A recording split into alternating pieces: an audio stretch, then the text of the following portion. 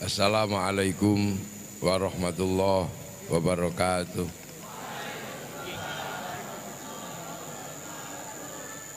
Bismillahirrahmanirrahim.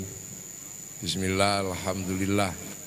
Wassalatu wassalamu ala rasulillah Sayyidina Muhammad ibn Abdillah wa ala alihi wa ashabihi wa azwajihi wa dhurriyatihi wa ahli baitihi wa man tabi'ahum bi ihsan ila yaumil qiyamah.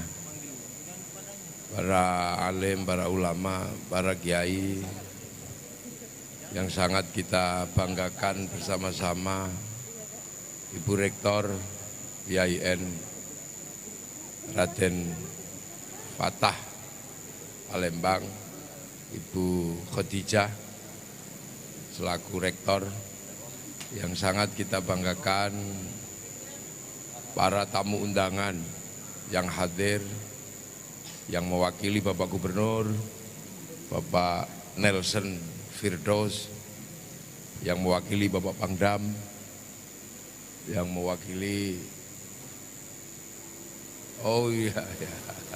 yang mati tidak hidup tidak dikenal, mati tidak dikenang. Terima kasih dari PWNU, dari Basnas, dari pembina, dari RMI, dari Robitoh. Ini semua hadir, adik-adik sekalian, anak-anakku sekalian, para mahasiswa yang saya hormati dan saya cintai. Adalah semacam ini tidak lain dan tidak bukan adalah wujud syukur. Syukur kita kepada Allah Subhanahu wa ta'ala. Atas apa? Atas nikmat yang diberikan kepada kita. Oh, enggak mau kehalang-halangan ya. Iya. Nah, oh iya. Yo, mak mano ini Cak Mano. Iya. Saya ini kalau ke Palembang itu serasa pulang kampung. Serasa pulang kampung. Saya ini baru pulang kampung 2 minggu yang lalu. Saya ini separuh hidup saya itu enggak serius ini soalnya. Ya, separuh hidup saya itu Palembang. Karena istri saya itu orang Palembang.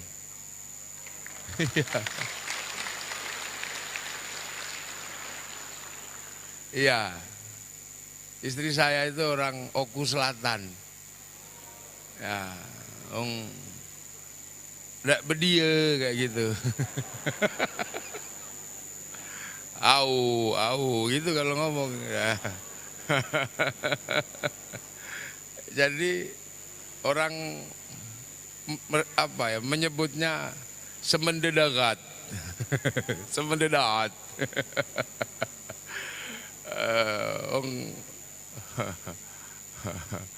Jemeduson.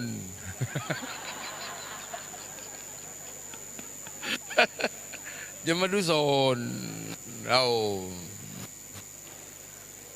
Jemeduson. Ya, jadi ini wujud syukur gitu loh. Maka syukur ini mesti dijaga. Syukur apa? Kita ini berbahagia. Masih kebagian apa yang diturunkan oleh Allah kepada Rasulullah. Itu yang harus kita syukuri. Kenapa? Rasulullah itu orang Arab. Tempatnya di Arab, lahirnya di Arab. Kita ini orang Palembang. Afrika itu enggak terlalu jauh, cuman ngelompati Mesir, enggak kebagian. Agamanya Allah enggak terlalu banyak.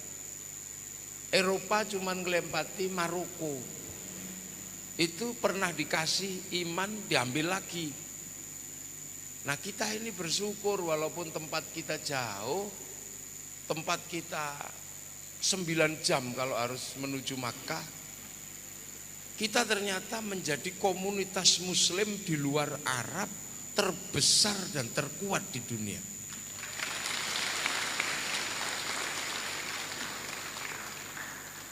Komunitas muslim terbesar dan terkuat di dunia di luar Arab itu ada di Indonesia. Dan hari ini kita juga dengan sedih tapi juga gembira. Antara gembira karena kita hari ini bisa menikmati betul menjadi kaum muslimin yang bisa dengan tenang menjalankan ibadah, melanjutkan cita-cita Rasulullah. Akan tetapi di belahan bumi yang lain, saudara-saudara muslim kita yang ada di Afghanistan hari ini perkutat dengan perang saudara yang gak ada habisnya. Di Suriah perang saudara gak ada habisnya. Di Iran, Irak, di Libya, itu sesuatu yang ya seneng-seneng tapi juga sedih. Kaum muslimin di tempat lain seperti itu tidak menemukan ruang kebahagiaan. Bahkan di kampungnya para nabi di Palestina, sampai hari ini mereka masih terlibat perang saudara. Bukan semata-mata karena tekanan Yahudi, tapi karena perang saudara di antara pasukan kemerdekaan Filistin yang sampai hari ini juga nggak bisa rukun. Sehingga bangsa lain dengan mudah melakukan tekanan-tekanan kepada mereka. Nah kita ini di Indonesia ini mendapatkan sebuah barokah di mana Islam yang tadinya datang dari Arab tiba-tiba kemudian bisa diterima di Nusantara. Dan hari ini kita menjadi komunitas muslim terbesar di dunia. Orang sholat paling banyak dari Indonesia, orang haji terbanyak dari Indonesia, penghafal Al-Quran terbanyak ada di Indonesia. Masjid-masjid terbanyak ada di Indonesia, pesantren terbanyak ada di Indonesia, dan jumlah kaum muslimin terbesar ada di Indonesia. Ini kita syukuri. Maka bentuk mensyukurinya ya seperti ini. Nah, pertanyaannya adalah apakah ada yang mendesain ini semua? Apakah ada yang mendesain bahwa kemudian Islam itu jadi seperti ini? Ini adalah sering ditanyakan, siapa sebenarnya yang pernah mengerjakan ini semua sehingga kita menjadi kaum muslimin yang begitu besar dan menikmati keberadaan yang demikian indah. Apakah ada yang kerja? Kalau dalam bahasa Bapak Kabinda, apakah ada yang mendesain? Apakah ada yang mengerjakan? Nah, yang terkadang kita ini lupa gitu, bahwa ada pasti orang-orang yang mengerjakan ini semua. Karena dari struktur dan kultur kita ini negeri paling islami. Kita ini negeri paling islami. Nah, anak-anakku sekalian, bahwa apakah negeri kita ini islami? Ada jawaban iya dan tidak. Ada yang mengatakan negeri ini belum islami karena masih berkutat dengan tahayul bid'ah sama khurafat. Maka mereka berjuang mati-matian bagaimana membebaskan kaum muslimin Indonesia dari cengkraman tahayul bid'ah sama khurafat. Ini gelombang besar kaum muslimin yang sekarang muncul. Ada kemudian gelombang kaum muslimin yang mengatakan bahwa Islam di sini sudah benar, sudah sesuai dengan syariat, bahkan berani mencanangkan sebuah gagasan besar namanya Islam Nusantara. Ini adalah fenomena yang akhir-akhir ini kita bisa lihat bahwa sering terjadi perbenturan, baik di mimbar-mimbar maupun di medsos.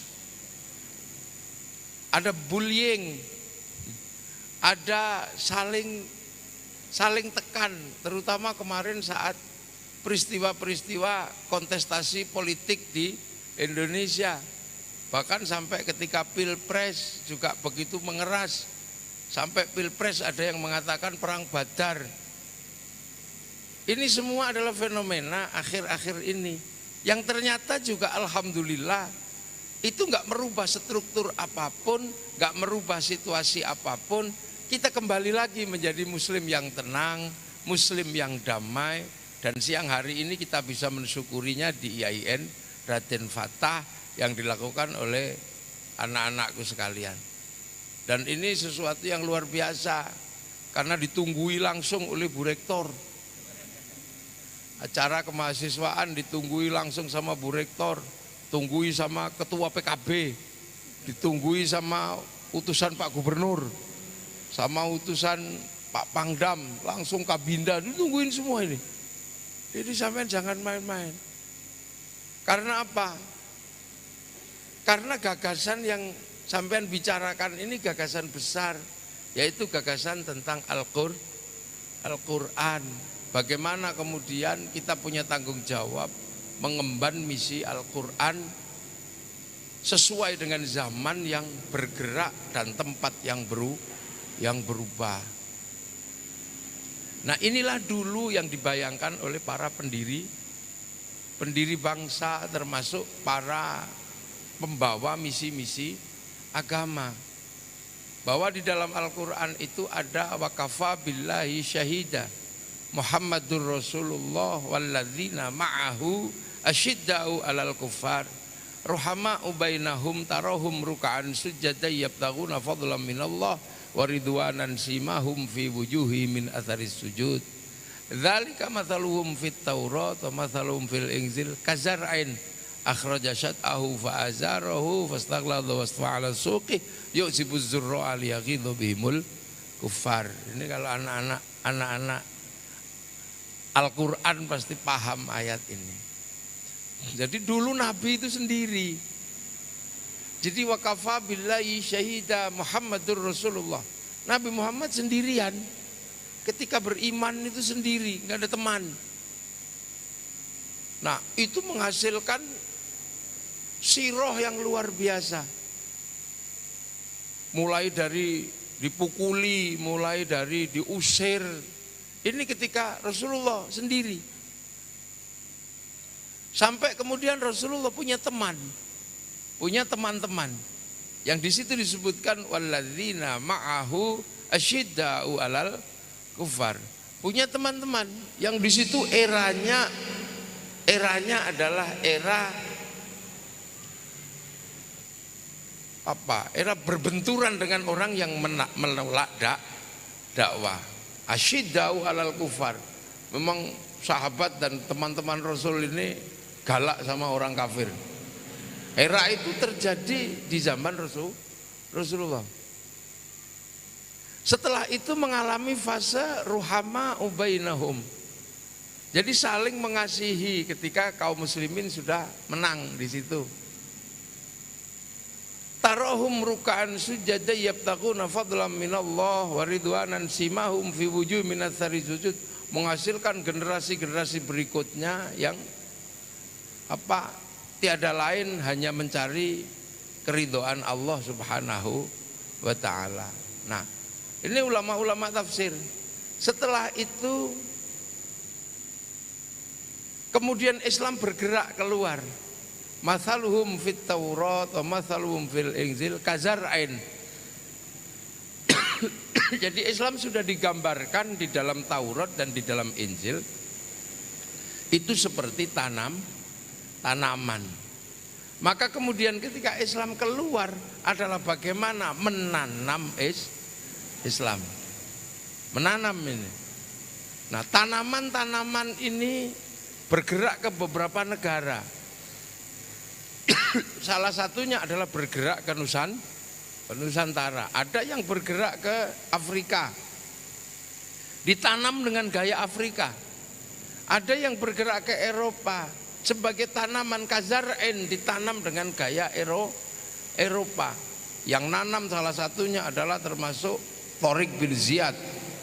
Ada yang bergerak ke Cina, menanam di Cina, namanya sahabat Sa'ad bin Abi Waqqas. Sampai di sana. Nah, kebetulan yang ke sini, yang bergerak ke sini, ini dikenal dengan nama wali. Ini makanya sering dipersoalkan oleh generasi sekarang.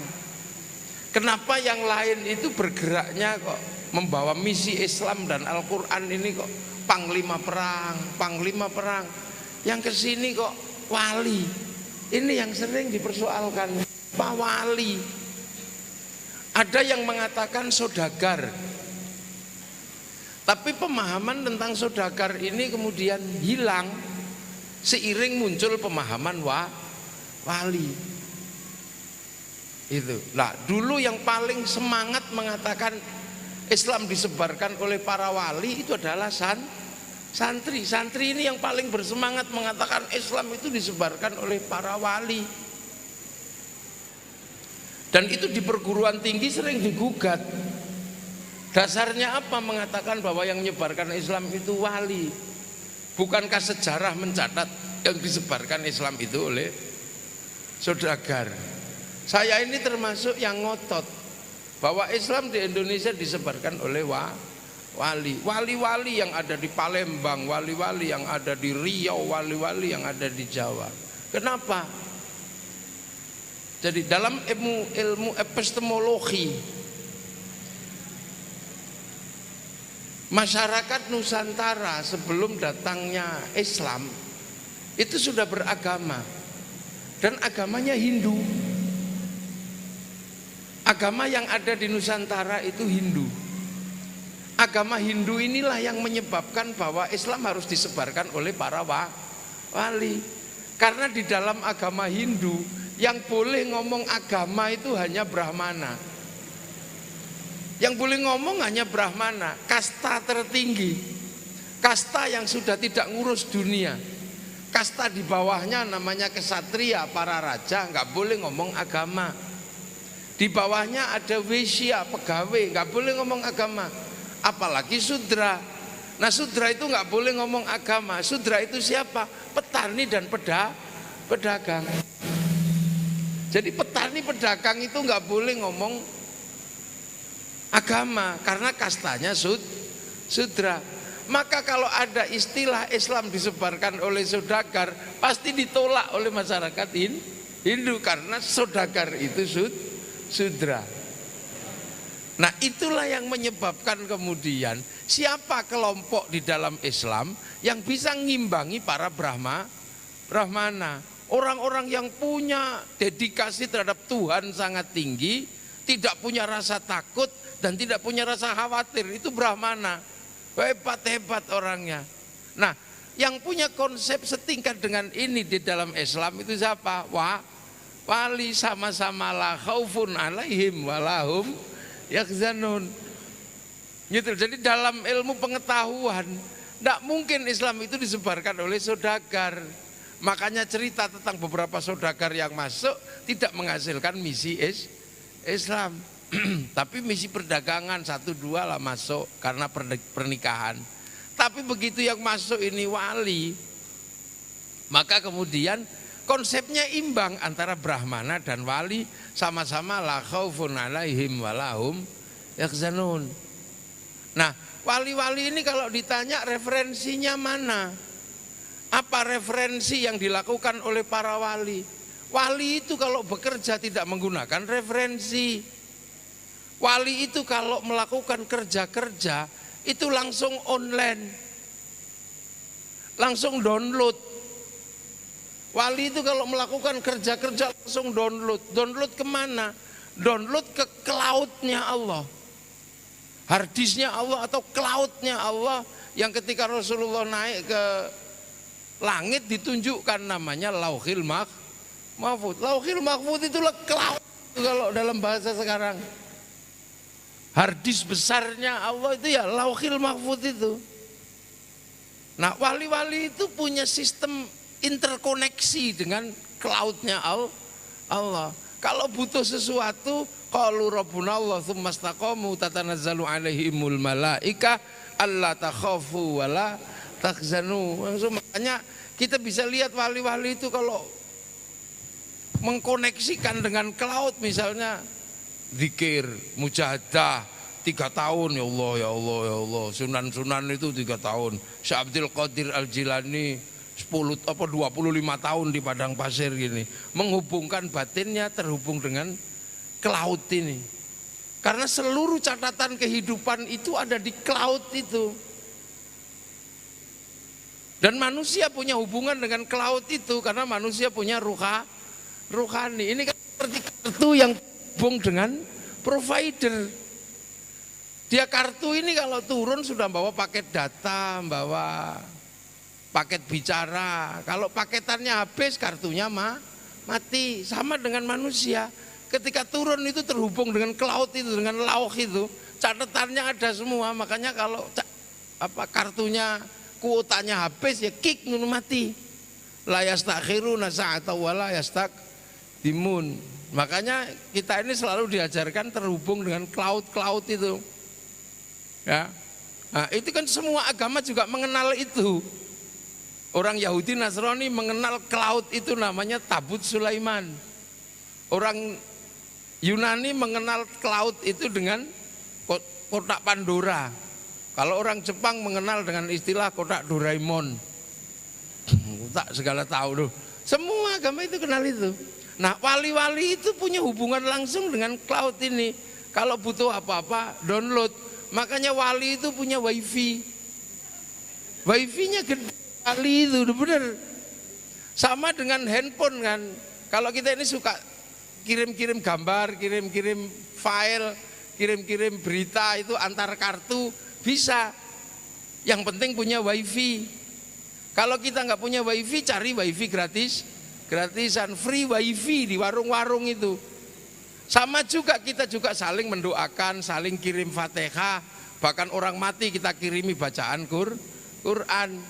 Karena bisa punya sama-sama ruhani, saling mengirim. Kalau nggak bisa ngirim berarti kita nggak punya wifi. Nah kalau kita nggak punya wifi, kita pakai wifi-nya Nabi atau wifi-nya wali, ila ruhi, ila hadrati. Kalau yang tadi adalah .co.id, kalau yang ini ila ruhi, ila hadrati. Ini kan teknologi cloud yang diajarkan oleh para ulama. Ini teknologi cloud, makanya kita ini. Nah, wali itu wifi-nya besar, wong downloadnya serius. Tahun gini download.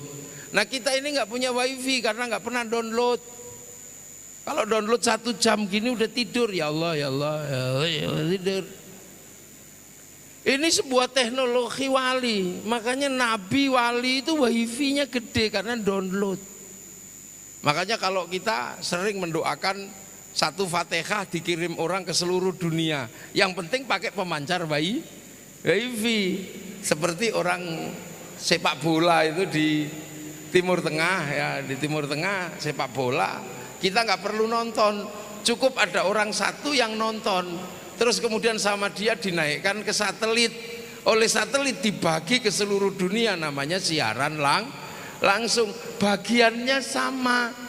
Makanya kalau ada orang nggak percaya doa kok bisa dibagi, orang itu mesti nggak punya TV. Ini sesungguhnya kita ini sudah diajarkan tentang teknologi cloud dari dulu. Sudah cloud tentang itu dah. Wali-wali itu download ke sana. Makanya wali-wali itu la khaufun alaihim walahum yahzanun. Dia kerja, ngajar ngaji, mengajarkan bagaimana Islam itu diajarkan.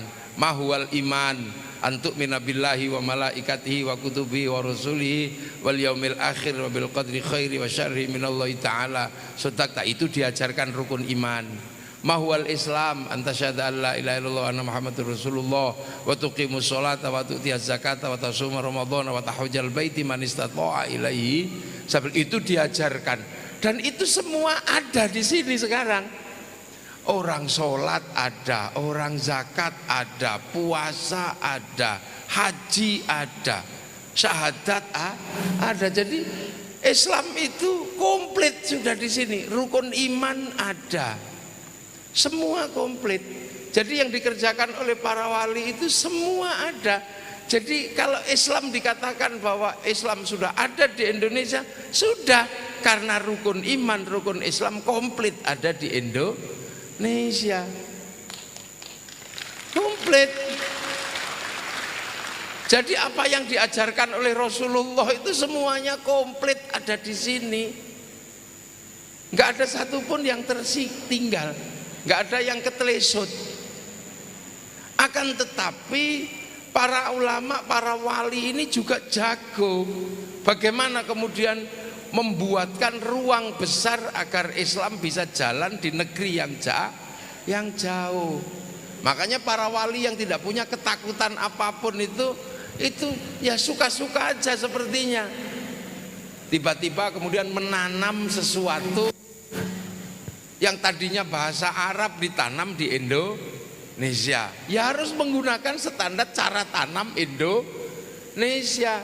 Sholat kalau ditanam di Nusantara namanya sembahyang.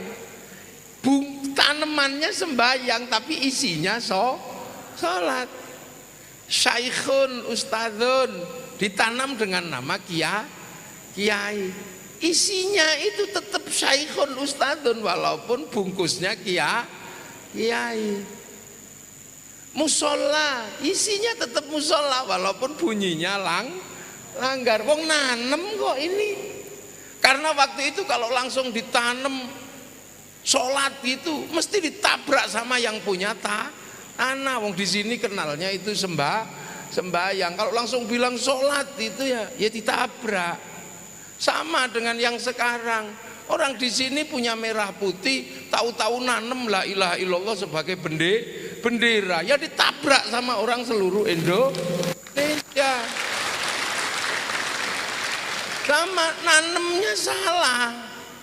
Wong di sini punya merah putih, kalau nanem bendera ya tanam aja bendera apa seperti bendera sepak bola, bendera Coca-Cola gitu, enggak apa-apa karena enggak menyaingi merah putih. Lah bendera la ilaha illallah kalau sama santri dipakai nutup orang mati. Lah itu cara nanam yang salah, makanya ditanam di Mesir ya jalan, ditanam di Palestina juga nggak jalan, Hizbut Tahrir itu, apalagi ditanam di Indonesia. Ikhwanul Muslimin tanaman Mesir ditanam di sini ya nggak jalan, karena begitu wa ulil amri minkum dia nggak bisa berbagi sama yang lain. Kumnya mukhotobnya dia sendiri. Kalau atiullah semua diajak bersama-sama, wa atiur rasul semua diajak bersama-sama. Begitu wa ulil amri minkum, kumnya dia sendiri, dia nggak mau berbagi dengan yang lain. Nah itulah makanya di Mesir gagal, di Suriah gagal, di mana-mana gagal. Lah kalau dulu kita nanam dulu, para wali itu nanam dulu. Itu musola langgar, tilmidun muridun santri. Begini kan cara-cara atau siswa. Itu semuanya isinya tetap Islam, tapi bungkusnya bungkus sini karena nanam kazar'en seperti tanaman. Nah ini yang kadang orang lupa, maka sampai hari ini pun masih terjadi. Ibu-ibu biasanya, teman-teman semua, ya bungkusnya semuanya apa aqua, isinya bisa ades, bisa apa. Bu beli aqua keluarnya ades, enggak apa-apa. Belinya sanyo keluarnya Panasonic. Hari lebaran ibu-ibu bungkusnya kongwan, isinya rengginang, ya biasa aja. Nah itu makanya di Indonesia ini kadang orang kalau nggak hati-hati itu melihat Islam di sini kok nggak ada warna Islamnya, nggak ada. Kiainya juga cuman pakai sarung begini. Kalau yang kelihatan versi simbol dari Arab kan pakai jubah. Nah orang nggak tahu dulu kiai datang ke sini ulama ya pakai jubah. Cuman ketika harus nanam padi nggak bisa dipakai jubahnya. Karena harus main lumpur, akhirnya dipotong jubahnya itu. Lah jubah yang tadinya dikenal dengan baju syar'i dipotong, potongannya namanya syar'un. Potongan baju syar'i itu namanya sar'un. Dulu orang tidak punya huruf ain, punyanya ngo, maka sar'un jadi sarung, haruan jadi harungan. Ini terjadi di sini karena apa? Bagaimana menanam agar apa? Tidak dihantam sama Sriwijaya, tidak dihantam sama Majapahit, karena itu bukan wilayah orang. Nah, mulailah kemudian melakukan pekerjaan-pekerjaan. Setelah ajarannya masuk, sholat masuk, puasa masuk. Nah, bagaimana tanaman ini bisa dijaga? Bagaimana tanaman ini bisa jalan? Dan kemudian manusianya saling melindungi, bikin pagar. Pagernya apa? Ya manusia. Cara membuatnya seperti apa? Nah, Indonesia ini ketika Islam itu datang, Indonesia ini sudah jadi bangsa yang maju. Sudah bukan bangsa yang terpinggirkan. Tahun 1230 sampai 60-an, hampir tahun 1300, bangsa Sriwijaya, bangsa Majapahit itu pernah bersatu mengalahkan pasukan multinasional yang namanya Mongolia. Mongolia itu penakluk Arab, penakluk Eropa, penakluk Cina. Tapi ketika mau menaklukkan bangsa Nusantara, ditaklukkan habis di Nusantara. Artinya ini bangsa sudah maju. Makanya orang Eropa punya kisah cinta Romeo Juliet, orang Arab punya Kais dan Laila, orang Cina punya Sampai Ingtai. Orang Indonesia semua punya, orang Sumatera Selatan punya, orang Jawa punya, semua punya. Sana ada orang kuat namanya Samson, sini ada orang kuat namanya Ahit Lidah, ada yang namanya Bandung Bondowoso. Sana punya kisah Ibu Tiri yang kejam namanya cerita bawang putih, bawang apa? Cinderella, kita punya bawang putih, bawang merah. Sana punya binatang bisa ngomong namanya kura-kura ninja, kita punya kancil nyolong timun. Ini semua punya. Bahkan dilihat dari kehidupan keseniannya, ini terlihat bahwa bangsa kita bangsa yang sudah maju. Apa? Orang Eropa punya alat musik gitar terbuat dari kayu dan tali. Orang Arab punya alat musik terbang terbuat dari kayu dan kulit. Tapi bangsa kita punya alat musik namanya gamelan terbuat dari logam. Artinya hanya bangsa yang menguasai ilmu pertambangan yang maju dan penguasaan metalurgi yang mapan mampu membuat alat musik dari logam. Artinya dari semua sisi kita sudah bangsa yang maju. Nah, ketika Islam datang menghadapi kemajuan ini seperti apa? Menghadapi manusia-manusia yang maju seperti apa? Menceritakan surga dengan air yang mengalir. Orang Sumatera Selatan Sungai Musi segede itu air semua. Menceritakan bahwa di surga itu buah-buahan banyak. Orang Sumatera Selatan ini buah-buahnya banyak sekali. Mulai dari duku, durian sampai cipluan ada.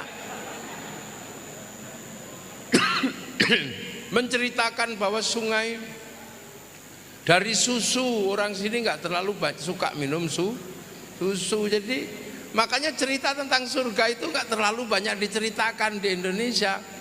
Akhirnya orang belakangan karena mau menceritakan surga itu semuanya ada di sini, maka yang diceritakan selalu surga itu banyak bidadari, karena di sini enggak, di sini memang agak susah. Iya, perempuan Indonesia itu susah.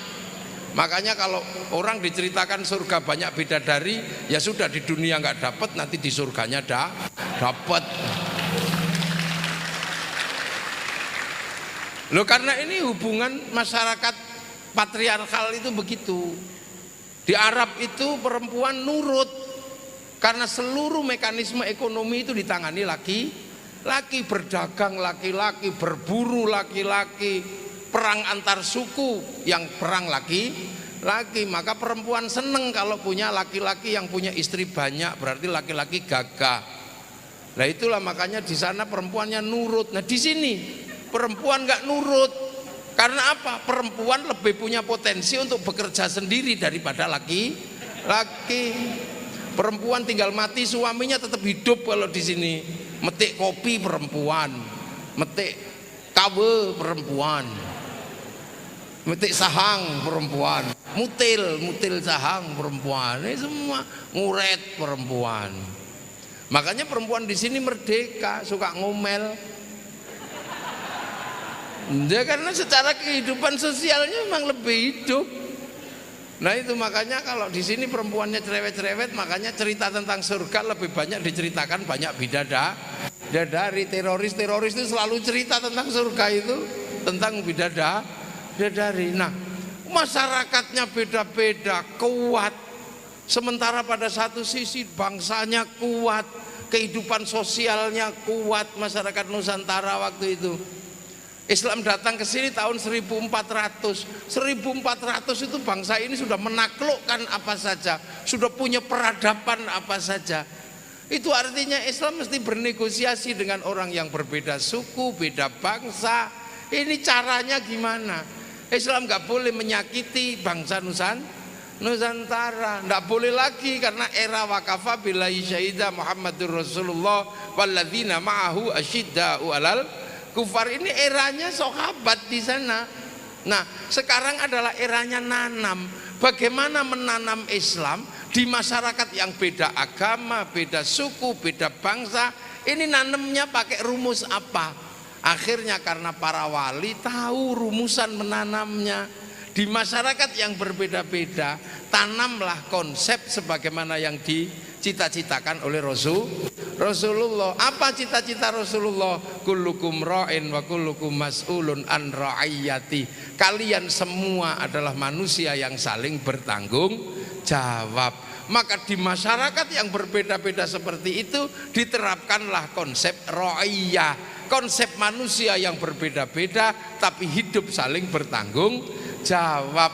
Lah konsep ra'iyah itulah yang akhirnya sekarang diserap ke bahasa Indonesia menjadi rakyat. Rakyat adalah konsepnya Rasulullah untuk mewadahi orang-orang yang berbeda-beda tapi saling bertanggung jawab. Itu sesuai dengan Bhinneka Tunggal Ika. Makanya kemudian kita bisa melihat, kita bisa mengakui masyarakat beda agama, beda suku, beda bangsa, karena kita terikat dalam konsep ra'iyah.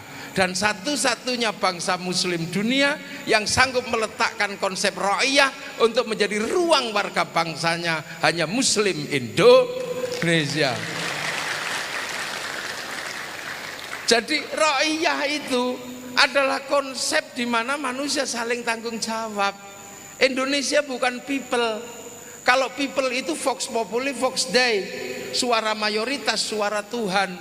Begitu dia mayoritas, dia menindas, dia diktator. Khilafah, begitu mayoritas, diktator.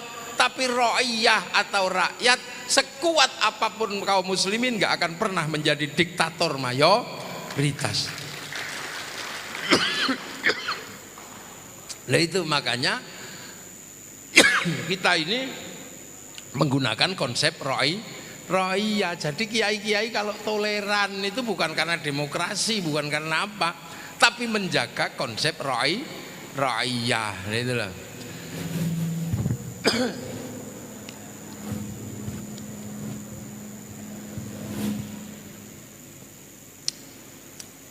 Wes orang nganggo sedotan. Nah itu salah satu ikhtiar yang dilakukan oleh para pembawa Islam ke sini menggunakan konsep ra'iyah. Jadi makanya karena kita ini ra'iyah, kehidupan yang saling bertanggung jawab dan berbeda-beda, nggak ada ra'iyah kok mengkafirkan yang lain, nggak ada konsep kafir di negeri ra'iyah itu nggak ada. Makanya kenapa kiai-kiai nggak kufar kafir, karena kita ini ra'iyah, malu sama konsepnya Rasulullah. Wes ra'iyah kok dikafirkan. Nah itu makanya ra'iyah ini kalau ngumpul namanya musyarakah yang akhirnya sekarang disebut masyarakat. Nah kalau masyarakat atau musyarakah ini ngumpul, bicarakanlah semuanya.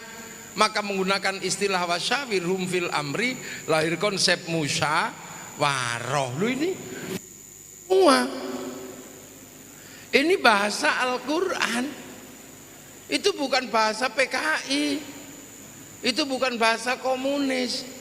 Cuman kadang ada beberapa orang yang nggak mengenal ini. Karena apa? Karena mereka nggak mengakui para wali, akhirnya nggak mengerti konsep wali, sehingga ketika mereka melihat sesuatu nggak pernah melihat bahwa itu adalah Islam. Mereka melihat bahwa itu tidak Islam. Kenapa? Karena mereka tidak menggunakan konsepnya para wali lah. Teritori ro'iyah inilah yang kemudian karena yang membuat adalah para wali, maka teritorinya disebut wilayah.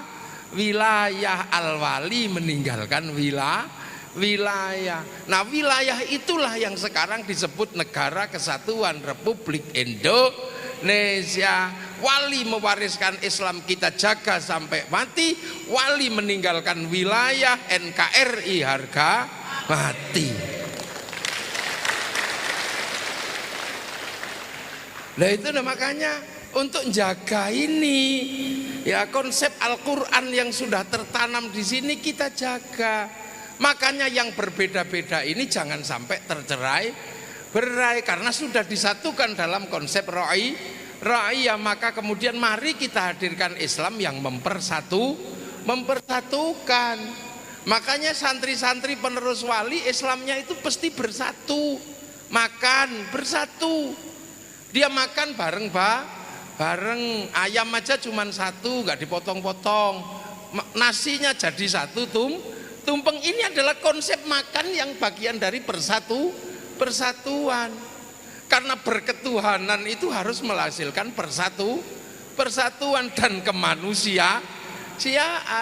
Bersatu, dan bagaimana manusia semuanya bisa makan. Jangan sampai wala yakhudhu ala ta'amil miskin, manusianya terlibat, persatuannya terjaga. Makanya makan aja bareng-bareng, doa bareng-bareng, itu menjaga Indonesia. Doa bareng-bareng, yang satu yang pinter yang doa, yang lain amin amin. Ini cara santri menjaga kebersamaan bahkan dalam doa. Wa'tasimu bihablillahi jami'an wa la tafarraqu, bersatu. Doa satu, yang lain amin amin. Kalau kecapean baru amin gitu, marah. Satu. Sholat berjamaah bareng. Kalau berjamaah bareng belum terlaksana, jamaahnya mundur. Jangan ngotot orangnya yang kita ikut orang yang mundur, bukan orang yang mundur kita paksa maju. Makanya di kalangan santri ada namanya pujian untuk menunggu yang belum datang. Robana ya Robana, sambil ngantuk-ngantuk. Bareng-bareng doa, akhirnya yang tadinya sendiri-sendiri dipersatukan oleh para ulama, para penerus wali agar bangsa terjaga. Akhirnya begitu waktunya berdoa terlibat banyak. Masjid nggak muat, pergi ke alun berdoa bersama, namanya istighosah. Kalau sudah berdoa ini bergerak ke alun-alun, roda ekonomi berputar. Orang jual tahu ya di situ, orang jual aromanis di situ, gelaran tikar di situ, jual sound system, jual terop, bahkan jual odong-odong untuk ngangkut jamaah, jalan semua. Roda ekonomi berputar, snack laku, nasi besean laku. Lo itu santri ngerawat ro'iyah dalam Negara Kesatuan Republik Indonesia. Sholawat yang tadinya sendirian, begitu yang megang adalah penerus wali untuk menjaga kebersamaan. Sholawat dilaksanakan di kampung-kampung, di masjid-masjid. Lama-lama sholawat menjadi besar, bergerak ke alun-alun Jakabaring misalnya. Begitu di sana, kalau sudah bergerak ke sana, kita panggil Habib Syekh misalnya. Kalau sudah Habib Syekh datang, roda ekonomi berputar. Slayer laku, spanduk laku, bis-bis laku, gagang pancing laku untuk begini-begini. Roda ekonomi berputar, kehidupan berjalan, kemanusiaan terjaga, persatuan terjaga karena konsep ketuhanan. Loh, ini jalan. Loh, itu loh bangsa kita. Apalagi kalau sudah berbicara tentang para wali, kita ini punya kewajiban untuk mendoakan orang yang sudah lebih dulu yang bawa iman. Orang mati kalau santri yang nangani, jadi kebersamaan. Tetangga datang 3 hari, 7 hari, sampai 40 hari, nanti datang tahunan, kuburannya kita tengok. Kenapa? Karena kita memang disuruh ziarah kubur. Begitu kuburan guru-gurunya ditengok semua, apa yang terjadi? Bis pariwisata laku, ziarah makam wali so laku semua, ekspedisi laku. Orang jual nasi hidup di makam para wali, orang bisa jual katok di makam para wali, bahkan copet bisa hidup di makam para wali. Roda ekonomi berputar. Loh, itu kita berbicara Al-Quran, bukannya semata-mata bicara qiraah gitu. Quran itu begitu menggerakkan. Nah, kalau sudah orang ziarah ke makam-makam gurunya, apa yang terjadi? Rasa cinta terhadap tanah-tanah di mana gurunya bersemayam akan timbul. Rasa cinta terhadap tanah-tanah di mana guru-gurunya disemayamkan akan timbul. Kala itu merata ke seluruh Indonesia, maka semua orang punya rasa cinta terhadap tanah-tanah di mana gurunya bersemayam. Dan itulah yang namanya cinta tanah air terbentuk dan terwujud ketika para santri mendatangi makam gurunya. Hubbul waton minal iman. Gitu. Suruh ngebom, ya nggak berani, wong ada makam gurunya. Maka Pak Kabinda, para teroris itu semuanya nggak suka ziarah kubur, nggak ada yang takut mereka. Dan santri-santri punya pengalaman, siapapun yang paling hebat harus dibatasi. Nah, kiai yang paling hebat itu bukan kayak saya. Saya pengajian begini bisa dibatasi, Gus, waktunya habis. Itu bisa, tapi kiai yang paling hebat itu siapa? Kiai kalau sudah khutbah Jumat, wah itu hebatnya, nggak ada yang bisa interupsi, nggak boleh itu. Makanya agar kiai-kiai itu ada batasannya. Pengalaman pertarungan Bani Umayyah sama Bani Abbasiyah melahirkan mimbar sebagai tempat caci maki. Maka semenjak itu kemudian mimbar-mimbar disuruh pegang tongkat dan baca teks. Karena kalau orang pidato baca pegang tongkat dan baca teks, nggak mungkin tangannya begini-begini maki orang. Apalagi kalau baca teks takut lepas teksnya ditiup kipas angin bubar.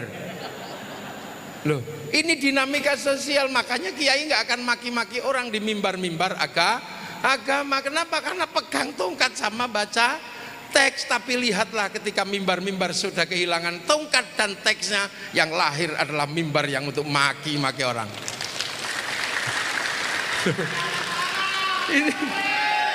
Ini jaga. Bagaimana kita jaga? Nah, itu jadi makanya kehidupan santri itu kehidupan yang untuk menjaga. Nah, agar santri ini terjaga, penerus para wali ini terjaga, maka kemudian para wali, para masyarakat, para kelompok-kelompok ini yang harus diingat satu.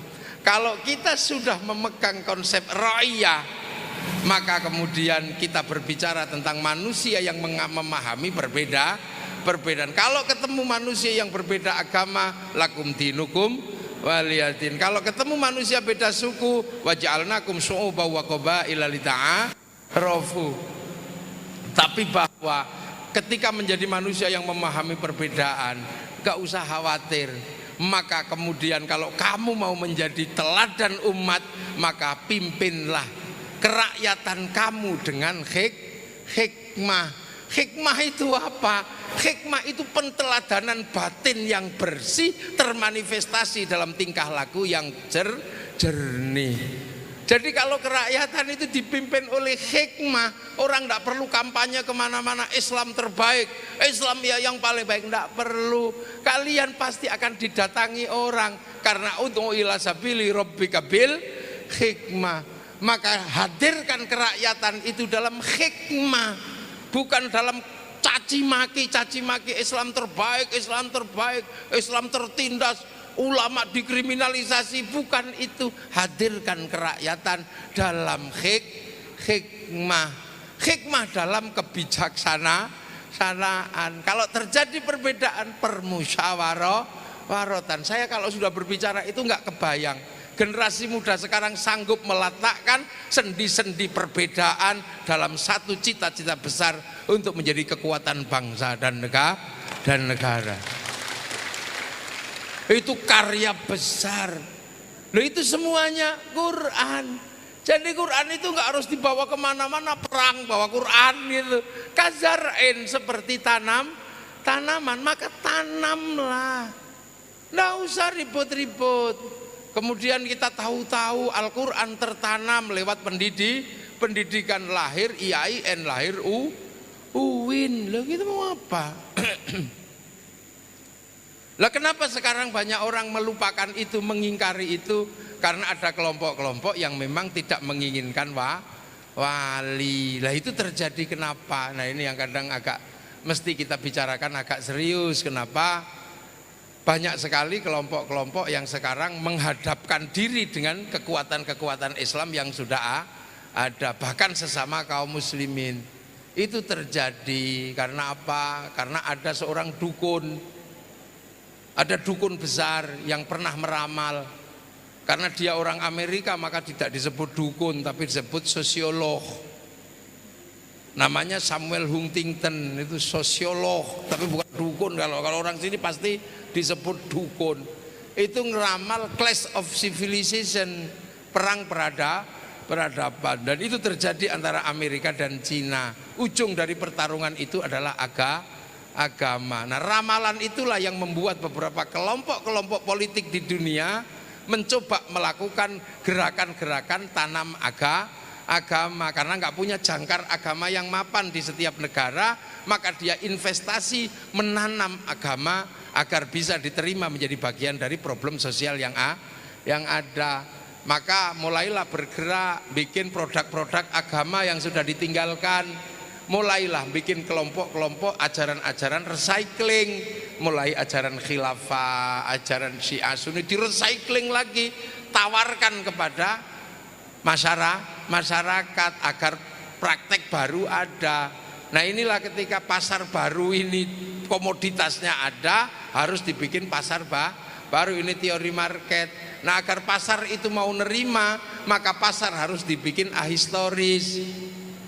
Karena apa? Agar bisa menerima produk recycling ini, pasarnya harus dibikin pasar ahistoris. Nah pasar ahistoris itulah namanya teori black market.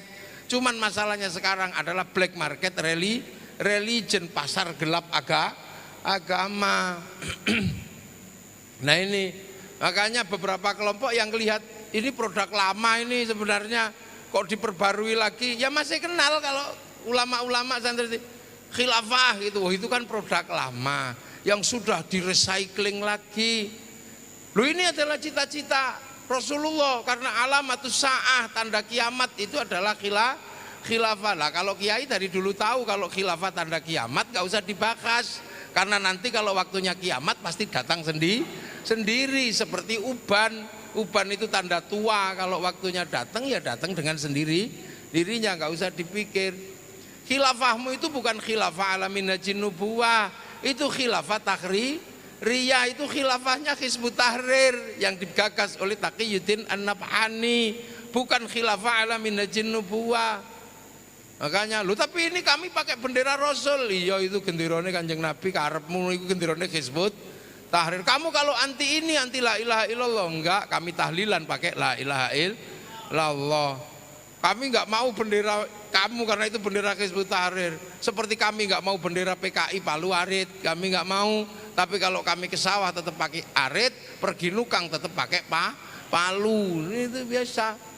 Nah santri-santri karena tidak terprovokasi oleh black market ini ya terima aja, karena santri-santri masih punya sanad ilmu, tahu di generasi sekian ada sekian, generasi sekian ada sekian, tahu semua. Nah yang lain tidak pernah tahu karena apa? Historinya hilang, langsung Quran sunnah. Di antara Quran dan sunnah yang sampai ke sini dia nggak tahu ada apa yang terjadi. Masih bahasan Syiah Sunni. Hati-hati lagu Ummi, lagu Syiah. Loh kalau lagu Ummi, lagu Syiah yang di Indonesia lebih parah dari itu ada, namanya indung-indung. Indung-indung itu lebih parah karena ada adu-adu Siti Aisyah mandi di kali rambutnya basah, tidak sembahyang, tidak puasa, di dalam kubur mendapat siksa. Itu adalah lagu yang lebih ekstrim, tapi itu bukan lagu Syiah, itu ya Siti Aisyah Indonesia, bukan Siti Aisyah istri Rasulullah. Nah makanya produk recycling ini laku semua di kalangan orang-orang yang tidak punya sanad ilmu, tapi langsung Quran sunnah, sehingga kemudian masyarakatnya ahistoris, produk apapun dikira produk baru. Problem isbal, problem lihiyah jenggot dipikir produk baru, itu produk yang sudah dilewatkan oleh sejarah dan santri tahu. Makanya santri itu selalu berpegangan pada ilmu al-ulama warasatul ambiya, pasti ikut ulama. Iya, ikut ulama, bukan baru. Ulama kan sekarang ada baru, ulama baru itu yang penting sudah bisa pidato disebut ulama, yang penting sudah bisa reuni disebut ulama. Nah itu yang sekarang model baru begitu. Nah, makanya kita ini alhamdulillah ada ulama-ulama yang masih terhubung dengan ulama sebelumnya. Saya secara pribadi masih terhubung dengan ulama-ulama sebelumnya, dengan guru-guru saya dengan Kiai Hasyim Asy'ari. Kiai Hasyim Asy'ari terhubung dengan gurunya Kiai Soleh, Kiai Khalil, Kiai Asy'ari. Kiai Asy'ari masih tahu bahwa Kiai Asy'ari itu terhubung dengan gurunya namanya Kiai Khairon. Kiai Khairon terhubung dengan gurunya namanya Kiai Abdul Wahid. Kiai Abdul Wahid Solotigo terhubung dengan gurunya Kiai Abdul Halim di Boyolali, terhubung dengan gurunya Kiai Sufyan Tuban, terhubung dengan gurunya Kiai Jabbar. Kiai Jabbar terhubung gurunya dengan Kiai Abdurrahman Lasam, terhubung dengan gurunya Kiai Abdul Halim Benowo. Mbah Benowo terhubung dengan gurunya Mbah Cokrojoyo Sunan Geseng, terhubung dengan gurunya Sunan Kalijaga. Sunan Kalijaga terhubung dengan gurunya Sunan Ampel. Sunan Ampel terhubung dengan gurunya Sunan Mbah Ibrahim Asmoro Kondi. Mbah Ibrahim Asmoro Kondi terhubung dengan gurunya Syekh Jumadil Kubro. Syekh Jumadil Kubro terhubung dengan Said Muhammad Pase, terhubung dengan gurunya Said Ahmad Jalaluddin Campa, terhubung dengan gurunya Said Abdul Malik Mongol, terhubung dengan gurunya Said Alawi Amil Faqih, dengan gurunya Said Ahmad Sokib Mirbat, terhubung dengan gurunya Said Ali Khalid Qasam, terhubung dengan gurunya Said Alwi, dengan gurunya Said Muhammad, dengan gurunya Said Alwi, terhubung dengan gurunya Said Ubaidillah, terhubung dengan gurunya Said Ahmad Al-Muhajir, terhubung dengan gurunya Said Isa Naqib, dengan gurunya Said Isa Naqib, terhubung dengan gurunya Said Ubaidillah, terhubung dengan gurunya Said Ali Ar-Ruwaidi, terhubung dengan gurunya Said Ja'far Shodiq, terhubung gurunya dengan Sayyid Bakir, dengan gurunya Said Ali Zainal Abidin, dengan gurunya Sayyidina Hasan Husain, dengan gurunya Sayyidina Ali. Nah ini langsung dengan Rasulullah Muhammad sallallahu alaihi wasallam. Nah di setiap era gurunya itu pasti ada peristiwa politik, ada peristiwa ekonomi, ada peristiwa sosial. Di era ini, di era wali gurunya ini, eranya ini. Makanya santri itu tidak pernah menolak peradaban yang berkembang. Tapi bagi orang yang tidak punya guru, biasanya langsung Quran Sunnah, peringatan juga enggak, khol juga enggak, enggak punya guru manusia, maka kholnya kemana? Ke perpustakaan, karena langsung Quran Sunnah. Nah ini cara beragama yang seperti ini yang menyelamatkan bahwa kita punya Islam, punya bangsa Indonesia. Amma ba'du. Ini baru muqaddimah. Saya belum mulai gitu kan. Ini nanti baru muqaddimah, saya belum mulai ngaji wong ini adalah. Ini acaranya UKM Al-Qur'an. Ini baru muqaddimah aja menjelaskan kenapa kita sampai sekarang bisa menerima Islam, bisa menerima Quran. Lah ini. Karena berbicara Al-Qur'an itu rumitnya luar biasa. Baru mulai baca saja sudah khilafiyah. Baru mulai baca Bismillahirrahmanirrahim, orang sudah mulai beda pendapat. Ini wajib dibaca apa tidak? Ini bisir apa jahar? Itu aja sudah ribut. Tapi terserah kalau yang lain. Kalau santri apapun yang terjadi kalau baca Quran Fatihah tetap bismillah tetap dibaca. Enggak usah berdebat tentang apakah ini bagian dari innahu min Sulaiman wa innahu bismillahirrahmanirrahim. Allah ta'ala alayya wa atuni muslimin. Kalau santri enggak pernah membicarakan itu karena ayat itu selalu dipakai kalau ada perempuan cerewet enggak mau ditaklukkan. Itu baru dibaca. Innahu min Sulaiman wa Allah ta'ala alayya. Loh, itu baru ayat Fatihah itu baru bismillah orang udah ribut. Tapi santri enggak, biasa aja. Bahwa bismillahirrahmanirrahim itu harus selalu dilaksanakan, maka jadi kurikulum thariqah. Kurikulum tasawuf itu dari mana? Dari membaca asma Allah. Itu aja sederhana. Ya Allah, ya Allah, ya Allah. Wong suruh nyebut, ya disebut itu aja. Ya Allah, ya Rahman, ya Rahim, ya Allah, ya Allah, ya Allah. Lah maka santri itu kemanapun itu zikir menyebut asma Allah. Karena apa? Pertama kali diperintah Bismillahirrahmanirrahim. Jadi menyebut asma Allah itu perintah, sebut asma Allah. Makanya karena kita ini selalu membaca Bismillah, maka kemana-mana pelajaran dasar adalah baca asma Allah, nyebut asma Allah. Ya Allah, ya Allah, ya Allah, ya Allah, ya Allah. Ada yang nyebut sampai kakinya miring kanan, ada yang miring kiri, ada yang sampai pakai sound system, ada yang sampai pakai tasbih panjang. Itu tidak ada lain selain menyebut asma Allah. Dan itu kurikulum dasar jadi manusia Islam. Nah kalau sudah membaca asma Allah, nanti bersumber hati kita ketemu sama Ar-Rahman. Ar-Rahman itu siapa?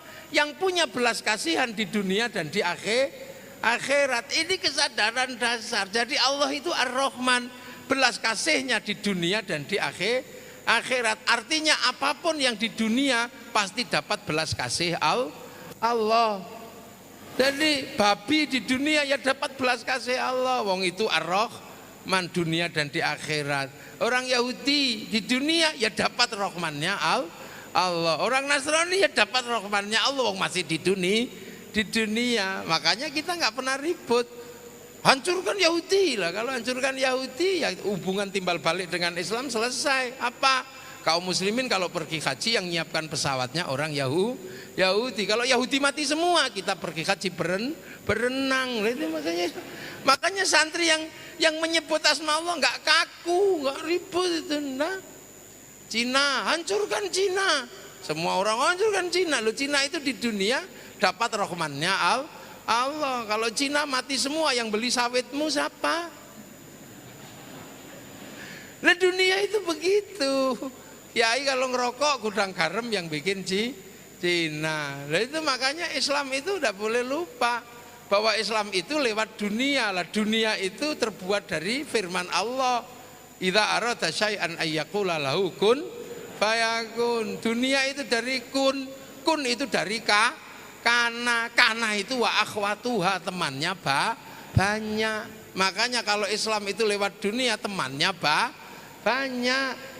Islam itu ngajarkan sholat itu nutup aurat itu urusannya kain itu urusannya pabrik kain. Maka sholatnya diurus, kadang pabrik kainnya nggak diurus. Ini tugasnya anak IAIN, ini ngurus pabrik kain nanti. Sholat itu urusannya dengan kiblat, maka harus ada penunjuk arah. Yang bikin penunjuk arah siapa? Pabrik kompas. Sholat itu urusannya bikin masjid itu urusannya tanah itu urusannya BPN urusannya negara. Bagaimana kamu mau sholat tapi nggak berkawan sama negara, tanahmu gosop. Loh. Ayo, gimana? Loh itu loh. Coba puasa itu urusannya sama buka sahur itu urusannya sama makanan. Kita ngurus puasanya, makanannya nggak kita ikut urus. Ada yang bikin masako aja kayanya luar biasa. Ada yang bikin ajinomoto kayanya luar biasa. Kita bikin pempek nggak kaya juga, bikin yang banyak. Loh. Temannya nggak diurus. Haji itu punya teman, haji itu temannya pesawatnya nggak ikut ngurus. Haji itu urusannya dengan penginapan, yang ngurus penginapannya Paris Hilton bikin hotel Hilton di Saudi sana. Lah ini nggak ada yang ngurus. Maka nanti Basnas ini yang bagian ngurus ini, yang jadi agama dan teman-temannya biar diurus oleh amil zakat ini. Gimana? Karena nggak ada yang ngurus. Pengajian yang ngurus mic-nya masih orang Jepang. Ya nggak usah marah sama orang Jepang. Kalau Jepangnya mati semua, nggak ada yang bawain Avanza nanti sampean.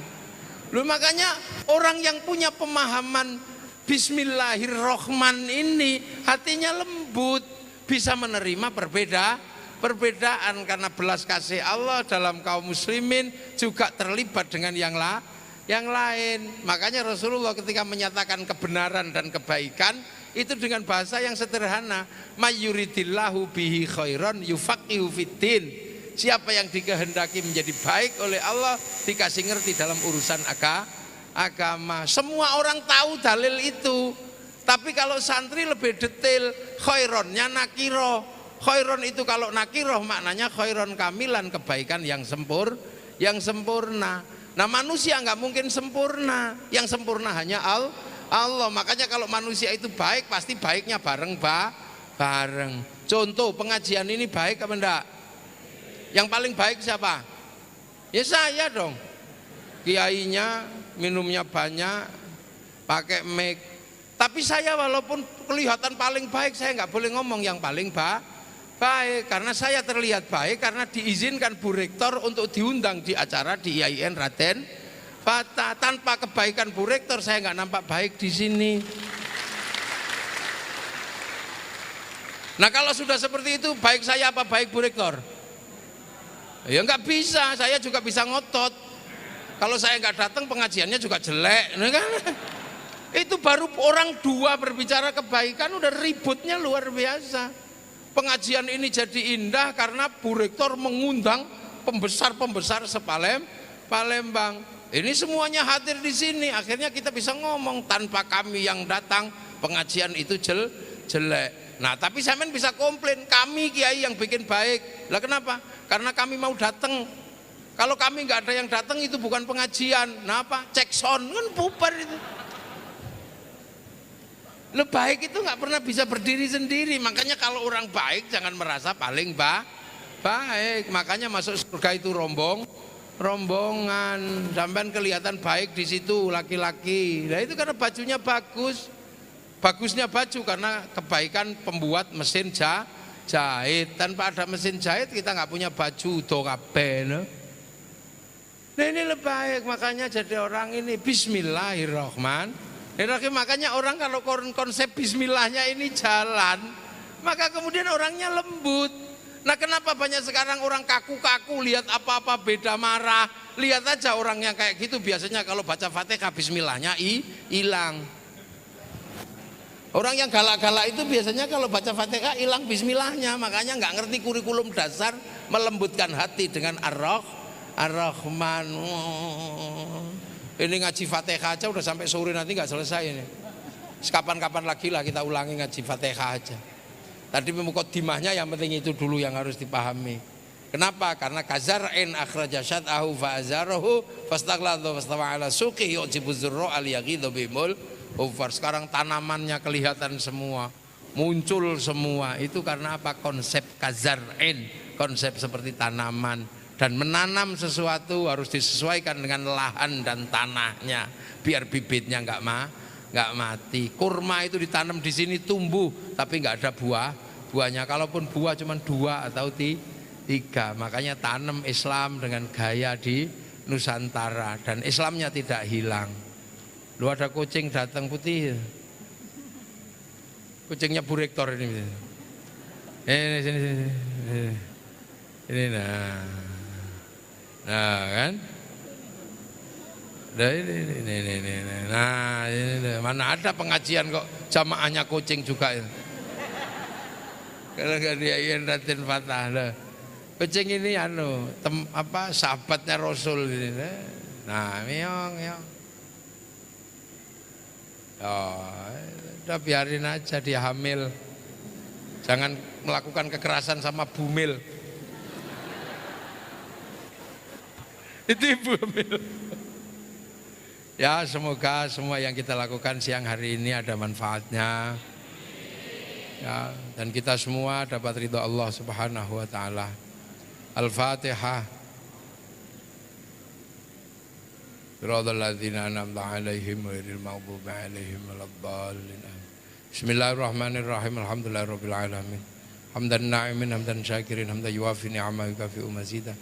Ya Rabbana lakal hamdu kama yanbaghi li jalali wajhikal karim wa 'azimi sultanik. Allahumma iftah alaina futuhal arifin bi hikmatika wansur alaina rahmatak wa dzakirna wa nasina dzikran biridaka ya Allah ya Allah. Abi haqqi rabbana inni askantu min dzurriyyati bi watin ghairi dzi zar'in 'inda baitikal muharram.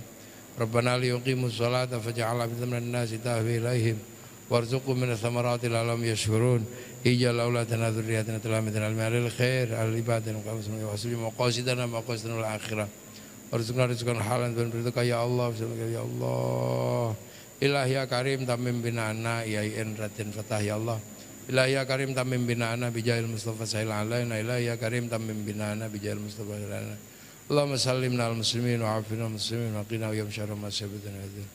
Bismillahirrahmanirrahim. Bismillahirrahmanirrahim. Rabbana atina fid dunya hasanah wa fil akhirati hasanah wa qina adzaban jami'an. Syekhina masyayikhina wajadati wajadatul jalma sisladin ya Raden Fatah ya Allah ya Masis Palem ya Allah maghfir lahum warhamhum wa'fu ma'fanhum Allahumma la tahrimna ajrahum wa la tabtina ba'dhum wa qina Allahumma jal qabr mutamirradil jinan Allahumma zir rahmatan qurrat ya bil qubur wa Muhammad Rasulullah bi aqid min enerji ila rabbika radiyatan mardiyah fadkhuli fi ibadi wa adkhuli jannata rabbana atina fid dunya hasanah wa fil akhirati hasanah wa qina adzaban sallallahu alaihi wasallam Muhammadin alhamdulillahi rabbil alamin al-Fatihah. Assalamualaikum warahmatullahi wabarakatuh. Allahumma shalli ala sayyidina Muhammad.